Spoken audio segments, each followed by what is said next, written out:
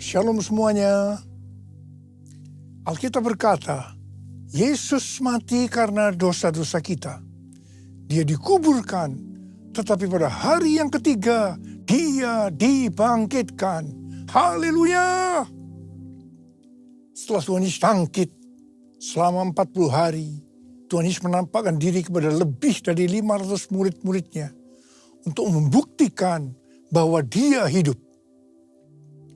Setelah memberikan pesan yang terakhir seperti yang terdapat dalam Kisah Para Rasul 1 ayat 8. Dengan disaksikan murid-muridnya, Tuhan Yesus terangkat ke sorga. Saya percaya kalau kita berada di sana waktu itu, kita pasti akan sama dengan murid-murid Tuhan Yesus yang melihat bahwa Tuhan Yesus bertambah tinggi. Ketika mereka melihat ke bawah, ternyata kaki Tuhan Yesus sudah tidak menyentuh tanah lagi. Perlahan tapi pasti, Tuhan Yesus terangkat ke sorga. Makin lama makin kecil, sampai ada awan yang menutupi dan hilang dari pandangan mata. Sementara mereka terheran-heran melihat ke langit, maka ada 2 orang yang berpakaian putih di dekat mereka yang berkata, "Hai orang-orang Galilea, mengapakah kamu berdiri melihat ke langit? Yesus ini yang terangkat ke sorga meninggalkan kamu, akan datang kembali dengan cara yang sama seperti kamu melihat dia naik ke sorga."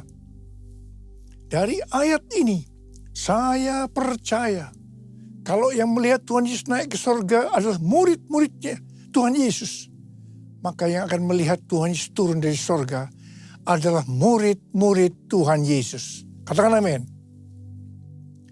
Sekarang Tuhan Yesus ada di sorga. Apa yang dilakukan Tuhan Yesus di sorga? Yang pertama, Tuhan Yesus berkata dalam Yohanes 14 ayat 1-3, "Janganlah gelisah hatimu, percayalah kepada Allah, percayalah juga kepadaku. Di rumah Bapa-Ku banyak tempat tinggal. Jika tidak demikian, tentu aku mengatakannya kepadamu. Sebab aku pergi ke situ untuk menyediakan tempat bagimu. Apabila aku telah pergi dan telah menyediakan tempat bagimu, aku akan datang kembali dan membawa kamu ke tempatku, supaya di tempat aku berada, kamu pun berada." Pesan Tuhan Yesus ini ditujukan untuk murid-muridnya. Karena itu, kalau kita mau ikut dalam pengangkatan, maka kita harus menjadi murid Tuhan Yesus. Murid Tuhan Yesus adalah kita-kita yang hidupnya sama seperti Kristus telah hidup. Karena kita hidup sama seperti Kristus telah hidup, maka kita akan menjadi serupa dengan gambarnya.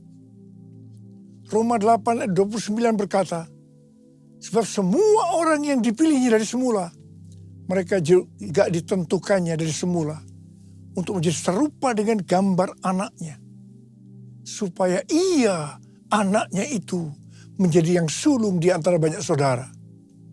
Jadi goal kita sebagai orang percaya adalah menjadi serupa dengan gambar Yesus, yaitu murid Tuhan Yesus.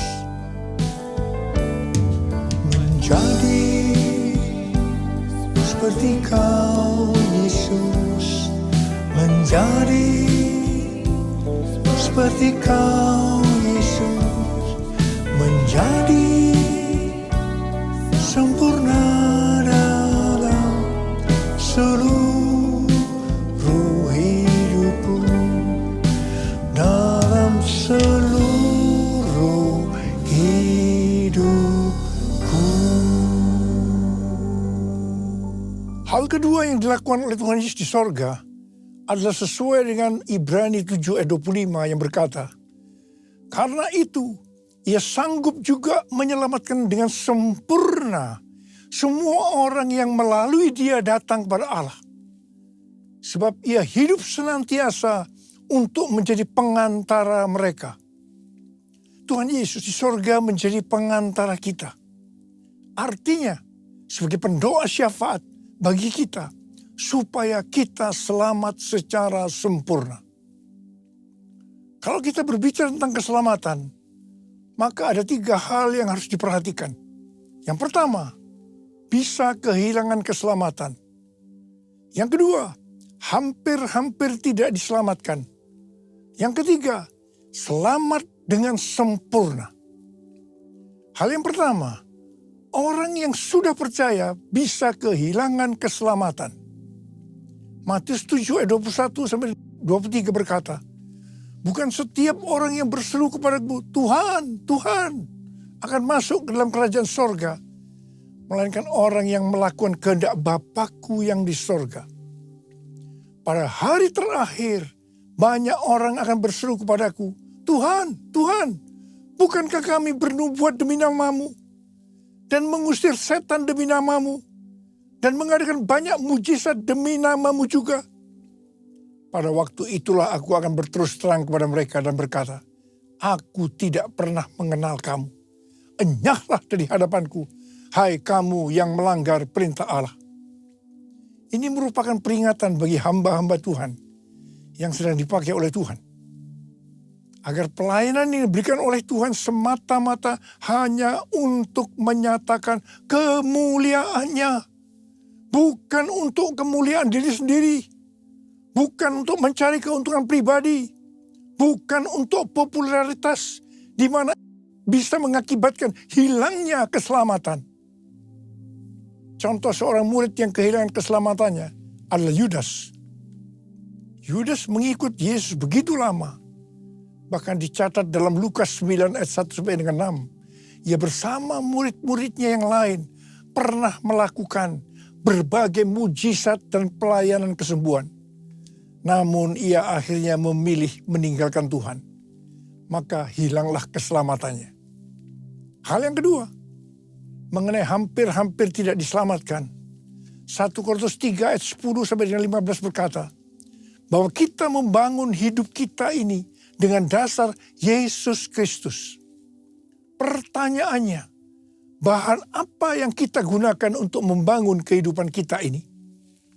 Apakah dengan bahan emas, perak, batu permata, ataukah dengan bahan kayu, rumput kering atau jerami? Semua ini akan nampak pada hari Tuhan saat pekerjaan kita diuji dengan api. Jika pekerjaan kita tahan uji, artinya tidak terbakar karena terbuat dari bahan emas, perak, dan batu permata, maka kita akan mendapat upah. Tapi sebaliknya kalau pekerjaannya itu terbakar karena bahan yang digunakan adalah kayu, rumput kering, atau jerami, maka akan menderita kerugian. Selamat sih selamat, tetapi seperti keluar dari dalam api. Artinya hampir-hampir tidak diselamatkan. Hampir-hampir tidak diselamatkan dapat diartikan. Yang pertama, kehilangan upah atau pahala. Yang kedua, kedudukan yang rendah di sorga. Yang ketiga, kehilangan kesempatan pelayanan dan kekuasaan di sorga. Yang keempat, kehilangan kemuliaan dan kehormatan di hadapan Allah. Mari, saya akan ajak kita semua untuk memperhatikan dengan serius pekerjaan pelayanan kita, juga termasuk kualitas kehidupan. Jangan menjadi orang Kristen yang acuh tak acuh, agar kita mendapatkan upah di sorga. Yang mau katakan amin. Yang ketiga, Tuhan Yesus berada di sorga untuk mendoakan kita agar mendapatkan keselamatan yang sempurna. Bukan untuk kehilangan keselamatan, atau bukan hampir-hampir tidak diselamatkan. Supaya doa Tuhan Yesus ini terjadi, maka sesuai dengan 2 Petrus 1 ayat 5 sampai dengan 11, dikatakan bahwa kita harus dengan sungguh-sungguh berusaha. Sungguh-sungguh berusaha untuk menambahkan kepada iman kita kebajikan. Artinya berbuat baik. Kemudian ditambahkan lagi pengetahuan. Kemudian tambahkan lagi dengan penguasaan diri. Tambahkan lagi dengan ketekunan. Tambahkan lagi dengan kesalehan yang artinya hidup kudus. Tambahkan lagi kasih akan saudara-saudara seiman. Dan tambahkan lagi kasih akan semua orang. Kalau kita melakukan ini semua dengan sungguh-sungguh, maka kita akan lebih mengenal Tuhan Yesus Kristus. Dan kita tidak akan pernah tersandung. Dengan demikian, kita akan dikaruniakan hak penuh untuk memasuki kerajaan kekal, yaitu kerajaan Tuhan dan Juru Selamat kita, Yesus Kristus. Yang artinya kita mendapatkan keselamatan yang sempurna. Haleluya! Besar anugerah-Mu, berlimpah kasih-Mu, semakin hari semakin bertambah. Besar anugerah-Mu, semakin hari semakin bertambah. Besar anugerah-Mu.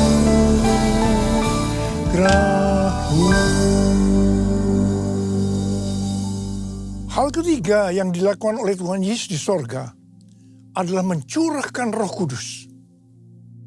Pesan yang terakhir dari Tuhan Yesus untuk murid-muridnya sebelum ia terangkat ke sorga terdapat dalam Kisah Para Rasul 1 ayat 8 yang berkata, "Tetapi kamu akan menerima kuasa kalau Roh Kudus turun ke atas kamu, dan kamu akan menjadi saksiku di Yerusalem dan di seluruh Yudea dan Samaria dan sampai ke ujung bumi." Setelah memberikan pesan yang terakhir ini, Tuhan Yesus naik ke sorga. Setelah itu apa yang dilakukan oleh murid-muridnya? Mereka pergi ke Yerusalem dan berkumpul di ruang atas atau kamar loteng. Mereka melakukan ini karena Tuhan Yesus yang menyuruh mereka agar tidak meninggalkan kota Yerusalem, karena mereka akan dilengkapi dengan kekuasaan dari tempat tinggi. Tuhan Yesus berkata, "Sebab Yohanes membaptis dengan air, tetapi tidak lama lagi kamu akan dibaptis dengan Roh Kudus." Murid-murid yang berkumpul berjumlah sekitar 120 orang. Kisah Para Rasul 1 ayat 14a berkata, mereka semua bertekun dengan sehati dalam doa bersama-sama. Artinya mereka berdoa, memuji dan menyembah Tuhan dalam unity siang dan malam. Ini adalah prinsip restorasi Pondok Daud.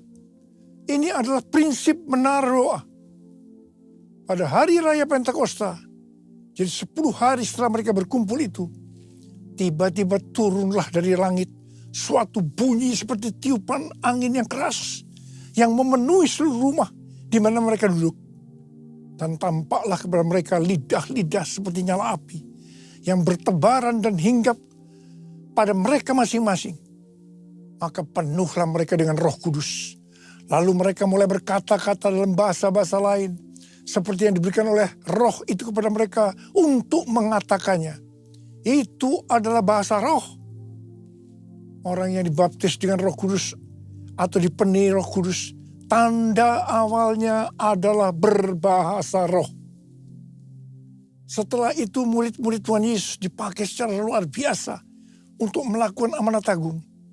Tanda dan mujizat menyertai pelayanan mereka. Peristiwa ini disebut sebagai Pentakosta yang pertama. Pentakosta yang pertama ini dahsyat. Sebab dalam kurun beberapa ratus tahun, sekitar 70% dari dunia yang dikenal pada waktu itu, yaitu yang berada di bawah kekaisaran Romawi, menjadi Kristen. Wow.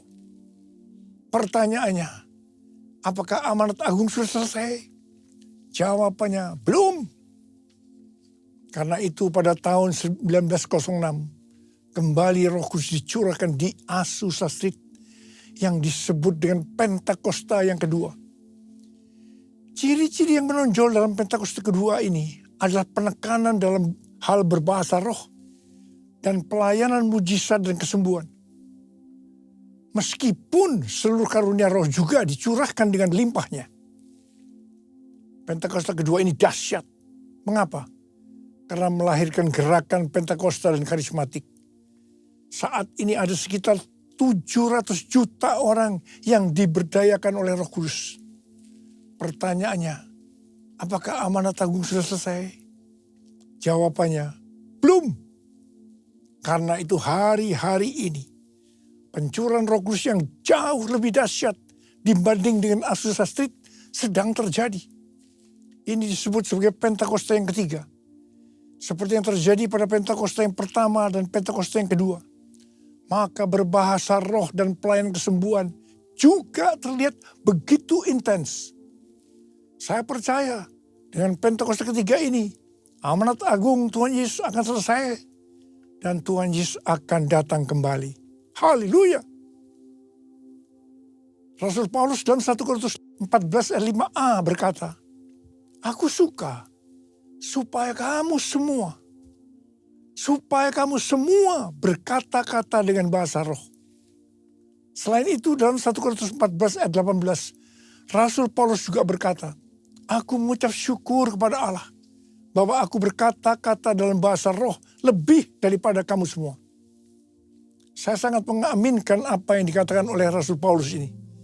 Dan saya juga berdoa agar apa yang dikatakan oleh Rasul Paulus ini juga terjadi pada kita.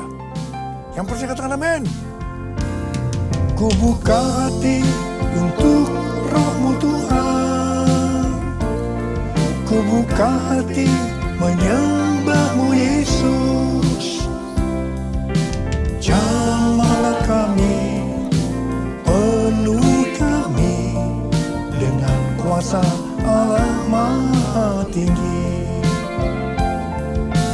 Jamahlah kami, penuhi kami dengan kuasa Allah Maha Tinggi. Apa yang terjadi kalau kita berbahasa roh?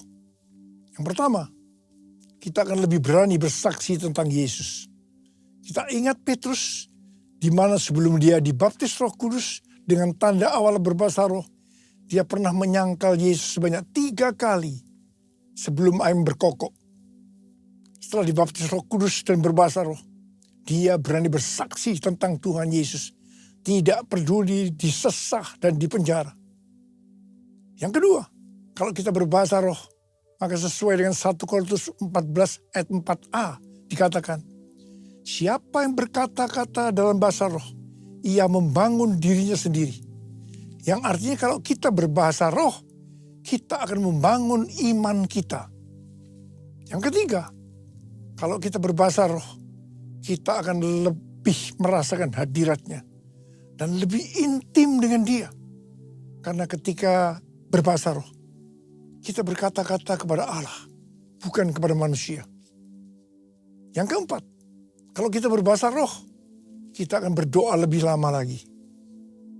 Yang kelima, sesuai dengan 1 Korintus 14 ayat 14 dan 15 yang berkata, sebab jika aku berdoa dengan bahasa roh, maka rohku lah yang berdoa, tetapi akal budiku tidak turut berdoa.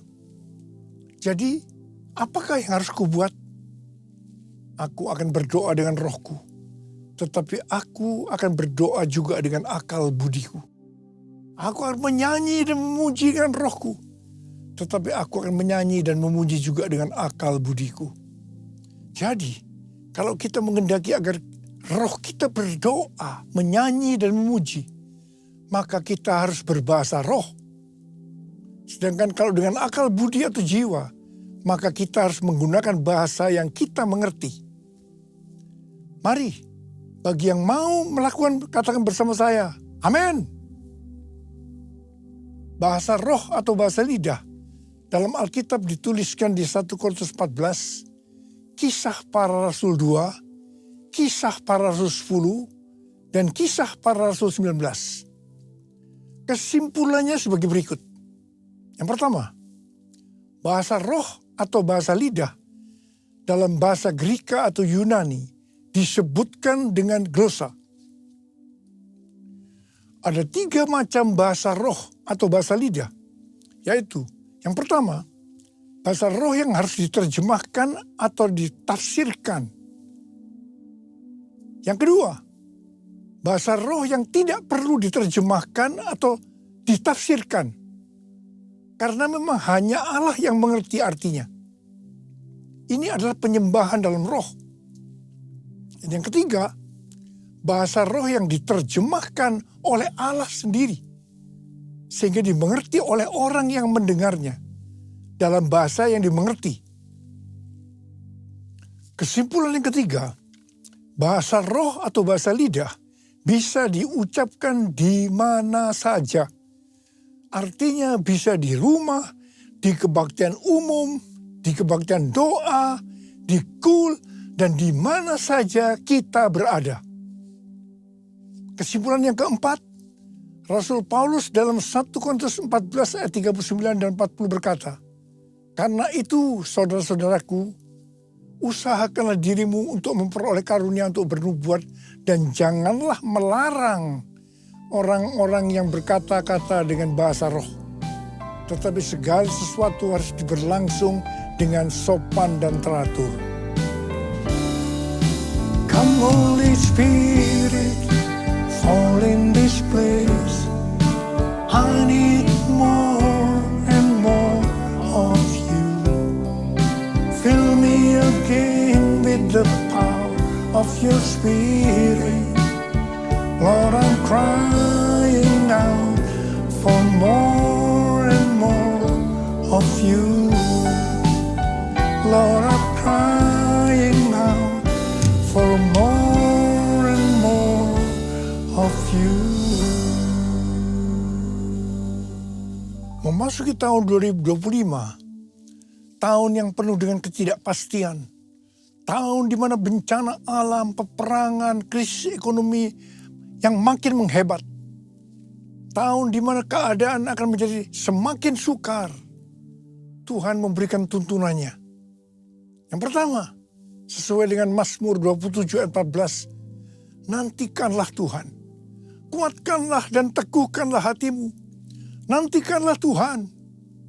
Artinya, kita harus berharap hanya kepada Tuhan. Katakan amin. Yang kedua, lebih banyak berbahasa roh. Yang ketiga, Tuhan akan menuntun melalui tiang awan dan tiang api. Karena itu kita harus banyak berada dalam hadiratnya, supaya kita peka terhadap tuntunannya.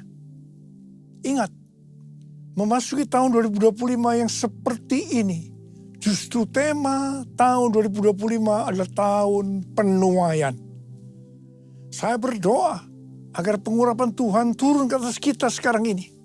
Pengurapan yang akan memberikan kuasa untuk menyelesaikan amanat agung. Dan pengurapan yang memberikan kuasa untuk menerima dan menikmati penuaian berkat secara materi. Haleluya! Mari, angkat tangan kita. Nyanyikan lagu ini. Curahkanlah kuasa-Mu Tuhan, mujizat terjadi di tempat ini. Curahkanlah kuasa-Mu Tuhan, mujizat terjadi sekarang ini. Curahkan ya Tuhan, curahkanlah kuasa-Mu Tuhan, mujizat terjadi di tempat ini. Curahkanlah kuasa-Mu Tuhan, mujizat terjadi sekarang ini. Mujizat terjadi sekarang ini. Mujizat terjadi sekarang ini.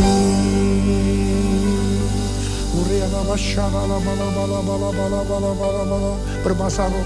Yang sudah berbahasa roh, kita berbahasa roh.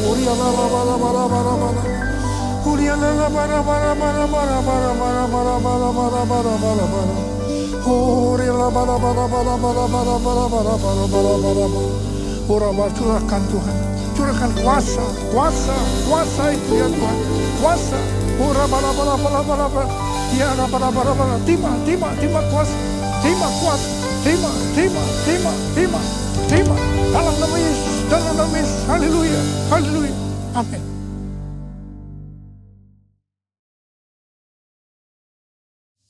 Kita akan masuk ke dalam perjamuan kudus. Kita akan mengingat ayat ini. Sebab setiap kali kamu makan roti ini dan minum cawan ini, kamu memberitakan kematian Tuhan sampai ia datang. Perjamuan kudus adalah perjamuan Tuhan Yesus sendiri. Setiap kali kita masuk dalam perjamuan kudus, Tuhan Yesus selalu berkata, biarlah ini menjadi peringatan akan aku. Peringatan akan aku. Karena itu mari arahkan hati kita kepada kebaikan Tuhan. Agar kita lebih mengasihi Tuhan Yesus. Lebih mengasihi satu dengan yang lain. Mari tundukkan kepala. Bapa, siapakah kami sebelum kami mengenal Engkau? Kami semua orang berdosa. Upah dosa adalah maut, mati. Tapi Engkau yang tidak berdosa telah dijadikan dosa oleh karena kami semua. Engkau harus turun dari sorga mulia, mati ganti kami dengan penderitaan yang luar biasa. Sungguh kalau kami pikirkan betapa baiknya Engkau ya Aba. Engkau jadikan kami sebagai anak-anak-Mu. Engkau tuntun, Engkau bela, Engkau berkati. Engkau juga tegur kalau kami salah. Engkau juga hajar kalau kami salah. Itu Engkau ya Aba. Itu Engkau. Terima kasih Aba. Tuhan akan memberkati kita melalui perjamuan kudus. Tapi Tuhan mau kita makan dan minum dengan cara yang benar. Karena itu masing-masing berdoa. Lihat keadaan dirimu masing-masing. Jangan menyimpan dosa. Kalau ada dosa yang Tuhan ingatkan saat ini, selesaikan. Minta ampun. Minta ampun supaya diberkati. Ampuni saya Tuhan. Ampuni, ampuni, ampuni. Ampuni. Bapa, Kau melihat anak-anak-Mu sedang meminta ampun kepadamu. Bapa, terima kasih. Berkatilah. Berkatilah anak-anak-Mu semua. Kami akan masuk dalam perjamuan kudus dengan hati yang penuh ucapan syukur. Dalam nama Yesus kami berdoa. Amin. Mari, angkat roti di tangan kanan kita tinggi-tinggi. Sebab apa yang telah kuteruskan kepadamu telah aku terima dari Tuhan. Yaitu bahwa Tuhan Yesus pada malam waktu ia diserahkan mengambil roti. Dan sesudah itu ia mengucap syukur atasnya. Ia memecah-mecahkannya dan berkata, inilah tubuhku yang diserahkan bagi kamu. Perbuatlah ini menjadi peringatan akan aku. Saudara kasih Tuhan, bukankah roti yang kita pecah-pecahkan ini adalah persekutuan kita dengan tubuh Kristus? Mari kita makan dalam nama Yesus.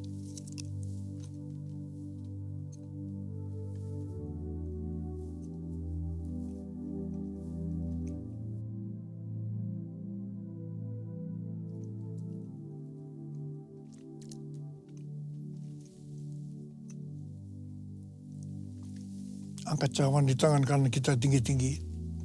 Kemudian juga ia mengambil cawan sesudah makan lalu berkata, cawan ini adalah perjanjian baru yang dimeteraikan oleh darahku. Perbuatlah ini setiap kali kamu meminumnya menjadi peringatan akan aku. Saudara dikasih Tuhan, bukan cawan pengucapan syukur yang atasnya kita ucapkan syukur adalah persekutuan kita dengan darah Yesus. Mari kita minum dalam nama Yesus.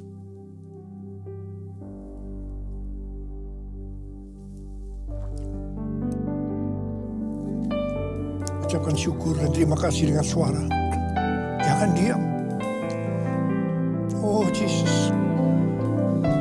Oh Tuhan, terima kasih ya Tuhan. Terima kasih ya Tuhan. Tuhan, terima kasih ya Tuhan. Terima kasih ya Tuhan. Yesus, Kau melihat anak-anak-Mu ya Tuhan. Kau melihat anak-anak. Saat ini Kau sedang menyembuhkan yang sakit. Kau sedang membebaskan yang terikat. Kau menghibur yang susah. Kau menguatkan yang lemah. Kau memberikan pengharapan yang baru bagi yang datang dengan karena putus pengharapan. Tuhan, terima kasih. Tuhan, terima kasih. Terima kasih. Terima kasih. Terima kasih. Terima kasih Yesusku. Terima kasih Yesusku. Puji syukur hanya bagi Tuhanku. Terima kasih Yesusku. Terima kasih Yesusku. Puji syukur hanya bagi Tuhanku. Terima kasih. Terima kasih Yesusku. Terima kasih Yesusku. Puji syukur hanya bagi Tuhanku. Terima kasih kasih Yesusku, puji syukur hanya bagi Tuhanku. Puji syukur hanya bagi Tuhanku. Puji syukur hanya bagi Tuhanku. Terimalah berkat Tuhan. Kasih karunia yang berlimpah-limpah daripada Allah Bapa dalam Anak yang tunggal Yesus Kristus. Persekutuan yang manis dengan Roh Kudus menyertai kita semua mulai hari ini. Sampai Tuhan Yesus datang menjemput kita di awan-awan dan bahkan sampai selama-lamanya. Yang percaya bersama-sama katakan amin.